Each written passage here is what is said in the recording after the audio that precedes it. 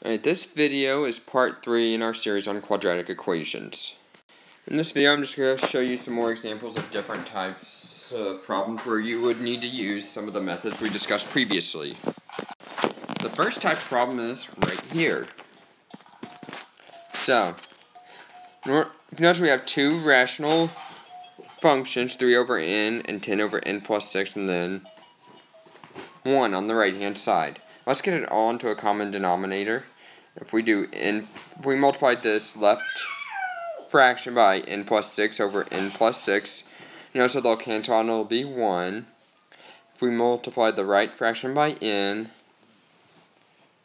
on both the numerator and denominator, that would be 3 over n plus 6 plus 10n all over n times n plus 6.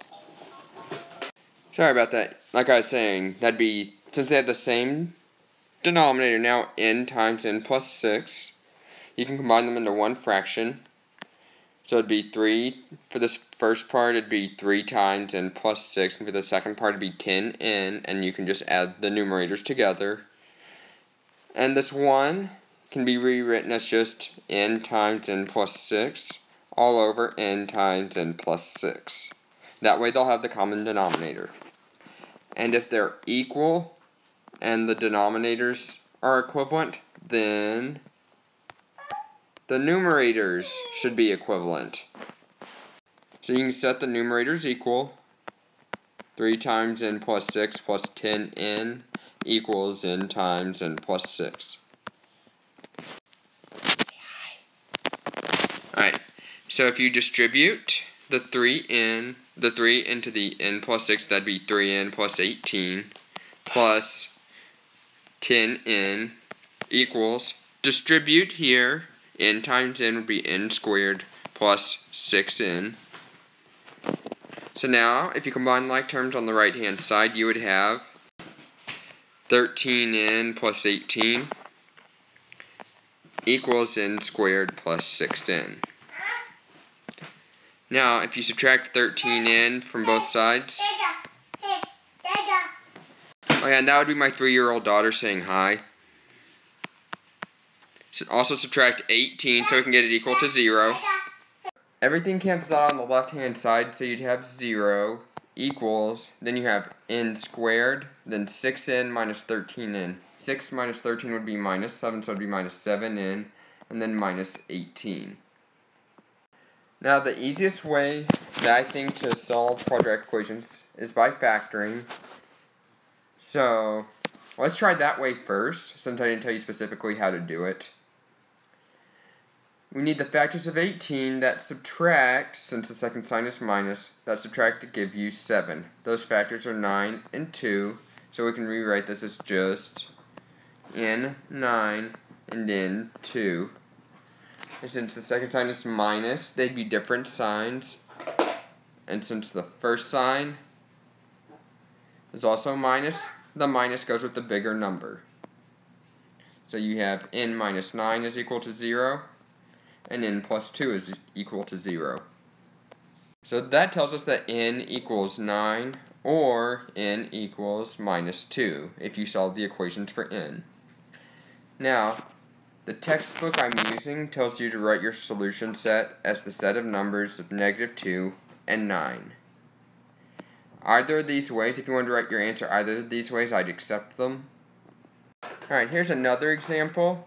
Solve this quadratic. X squared plus 22x plus 112 is equal to 0. Now, since the constant term, the 112, since that's a large number, that might make it kind of hard to factor. So I'd recommend choosing a different method, such as completing the square or the quadratic formula.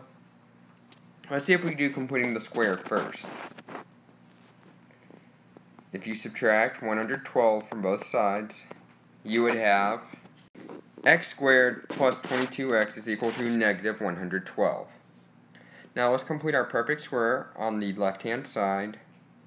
Do 22, divide the linear coefficient, the 22 in half, so that gets you 11. Then square the 11, so that gives you 121. So if we add 121 to both sides,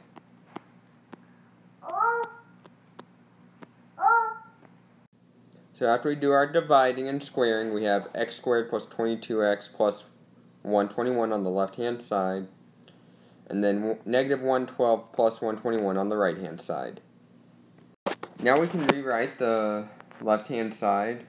Since we divided 22 by 2 and we got 11, we can rewrite the left-hand side as x plus 11 squared. And negative 112 plus 121 gives you 9. So if we take the square root of both sides, we end up with x plus 11 is equal to positive 3, and x plus 11 gives you negative 3. Which tells you that x, if you solve the left-hand equation for x, you get negative 8. And if you solve the right equation, the x plus 11 equals negative 3, you get negative 14. Alright, this equation may not look like you could use the quadratic solving methods, but you actually can. Because remember, x to the fourth, this x to the fourth term can be written as x to the second raised again to the second. Minus 4x to the second minus 96 is equal to 0. So, we could pick some other letter, let's just say a equal x squared. So instead of x squared raised to the second, you could have a squared, and instead of 4x squared, it'd be 4a, then minus 96 equals 0. Now we only did that to make it look more like the quadratics that we learned before. So now, if we want to factor it down, we could rewrite this. We could just find the factors of 96 that subtract to give us 4. And if you want to list them out, the factors would be that you would need would be 12 and 8, because 12 times 8 give you 96, and 12 minus 8 give you 4. So that would be a 12 and a 8 give you 0. And since the second sign is minus, that means they'd be different signs. Since the first sign is also minus, that means the bigger number would have the minus, and the smaller number would have the addition. Now,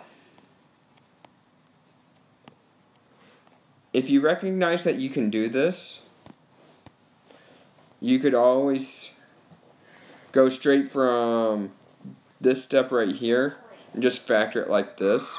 Instead of a, write x squared minus 12. And then you could have just factored it directly like this, gone straight from here down to here. But some students have issues seeing that, so that's why I like to show this step right here. Do the a equals x squared to make it look like a quadratic. But, hold on. Alright, let's go ahead and solve these quadratics now. X squared minus 12 equals 0. And also, x squared plus 8 gives you 0. So, x squared is equal to 12. And over here, x squared is equal to negative 8 if you solve for the x squareds. Take the square root. Remember, square root of 12 is equal to the square root of 4 times 3 if you want to factor it down.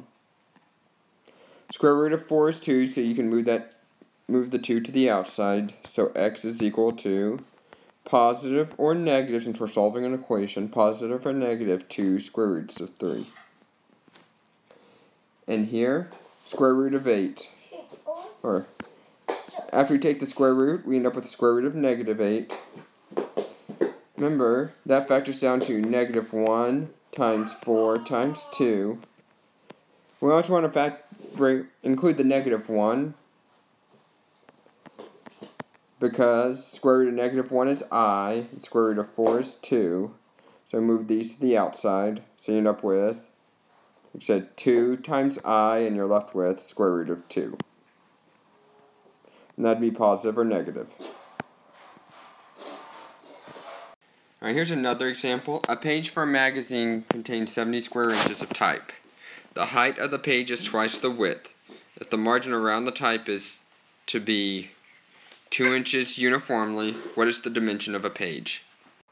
Alright, so the width, the distance across, that's the width. If you notice, they cut off 2 inches on each side, so the width would be x minus 4 inches. Likewise for the height, they said it's twice the width of the text, but they cut off 4 inches on each page. They said it equals 70 square inches. So it wants to know the dimensions specifically of this page here, this part here. So, since we're using x for the width, we're going to solve for x, and then that'll give us the width, and we'll be able to go from there to find the height. We might want to note that real quick. So if we FOIL this on the left hand side, we have 2x squared. Times minus 4 would be minus 4x. And then minus 4 times 2 would be minus 8x. So that would in total be minus 12x. Then negative 4 times negative 4 would be positive 16 equals 70. In order to solve this as a normal quadratic equation, we need to get it equal to 0. Since that's positive 70, we would need to subtract 70. So that equals 0. 16 minus 70 would be minus 54. That would be minus 12x, and then 2x squared. Now from here, since I didn't tell you how to solve it, you could use the quadratic formula if you wanted. You could use completing the square if you wanted. Or, what I'm going to show you is, since all the coefficients are divisible by 2, why don't we factor a 2 out, and that would give us x squared, and then instead of 12, if we factor out a 2, it would be 6x. Instead of 54, we would have 27, equals 0. Now we need the factors of 27, that subtract to give us 6, and those would be 9 and 3. So we can rewrite this as 2 times x9 and x3. Now we know they're different signs, and the bigger number would be negative, so it would be minus 9 plus 3. Now, since 2 can never be equal to 0, one of these has to be equal to 0. X plus 3. I don't know why I was writing x equals. Should be x plus 3 equals 0. So that means x is equal to 9 and x is equal to negative 3. Now, that tells us the width is either 9 inches or negative 3 inches. Now, since we know the width can never be negative, we can ignore this, so the width is 9 inches. And we were told the height is twice the width. So twice of that would be 18 inches.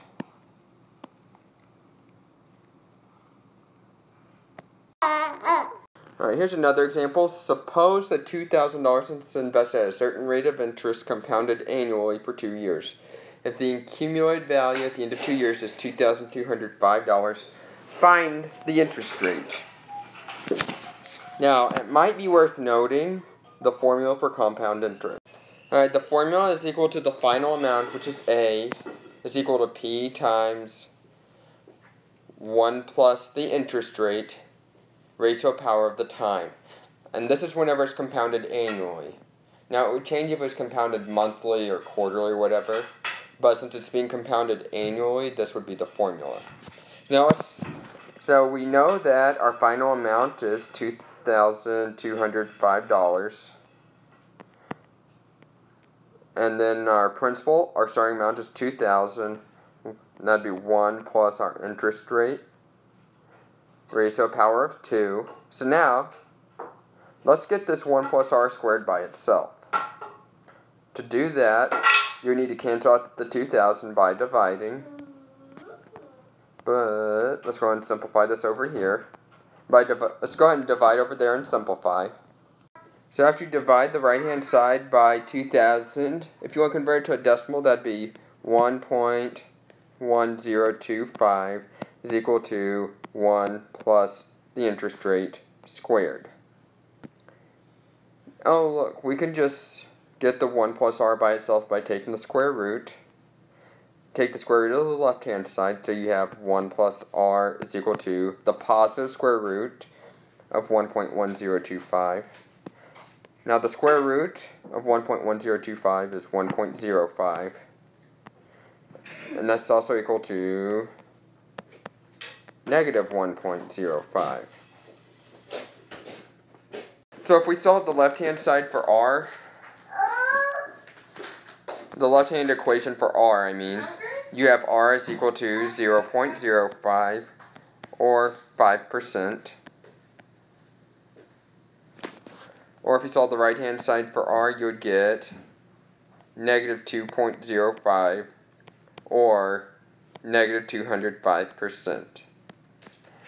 Now, since they gained money and they didn't lose, you know the interest rate was not negative, so the interest rate was 5%. Alright, here's another example. On a 130-mile trip from Orlando to Sarasota, Roberto encountered a heavy thunderstorm for the last 40 miles of the trip. During the thunderstorm, he drove an average of 20 miles per hour slower than before the storm. The entire trip took 2.5 hours. How fast did he drive before the storm? So, remember, speed is equal to distance over time, which means distance is equal to speed over time, or speed times time if you multiply both sides by time. And this means that you can find the time by dividing the distance traveled by the speed. So now let's see if we can come up with an equation. For the first 90 miles before the thunderstorm hit, the distance was 90, and their speed before the storm was just, say, x. Now the last 40 miles, they drove an average of about 20 miles an hour slower, so the speed would be x minus 20.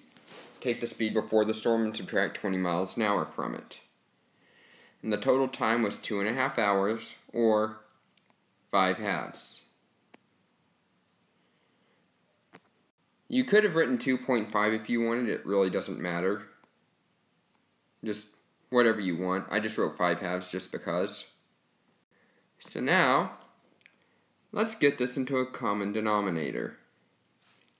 If we multiply, notice we have 3 different denominators, so if we multiply this by 2 and then x minus 20,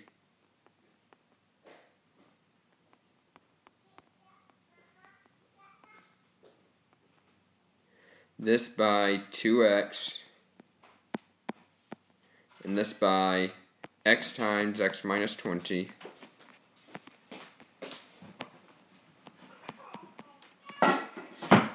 we would have a common denominator of 2 times x minus 20. Then you'd have, for the first fraction, 2 times 90, which is 180, times x minus 20, plus 40 times 2x. Sorry about that before my daughter started screaming. The second fraction would be 40 times 2x, or 80x, equals, on the right hand side you have 2 times x minus 20. So the same denominator. And so now you have 5 times x minus 20. So now let's simplify. We can take the since they're equal and the denominators are the same, the numerators must be equal. So when we set the numerators equal, so you have 180 times x, or 180x, then 180 times 20, which would be minus 3600, plus 80x, equals 5x times x, or 5x squared, and 5x times 20, so minus 100x. So now, if we combine the left-hand side, 180x plus 80x would be 260x, then minus 3600 equals 5x squared minus 100x. Alright, so now if we get everything on the same side, you would need to do that by subtracting 260. You know, you're probably teaching them to. And then add 3600 to both sides. Then subtract 3600. So everything on the left-hand side cancels out, so you just have 0. And you're left with 5x squared. And then this 100x minus 260x would be minus 360x.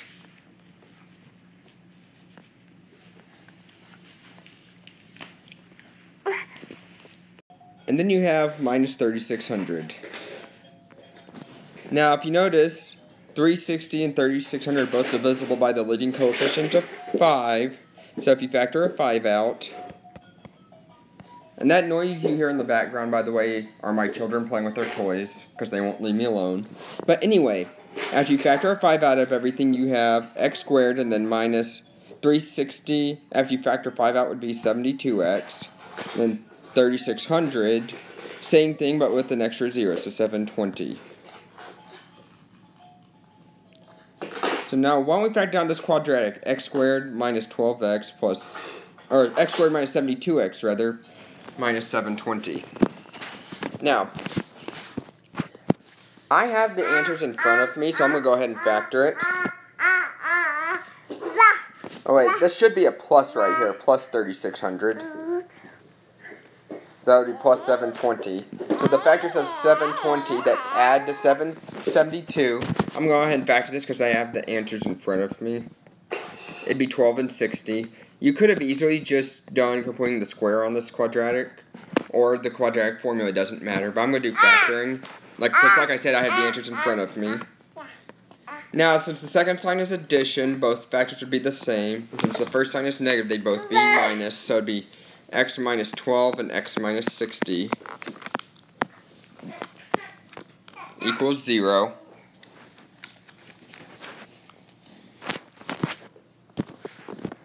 Now, that means since 5 cannot equal 0, this x minus 12 must be equal to 0.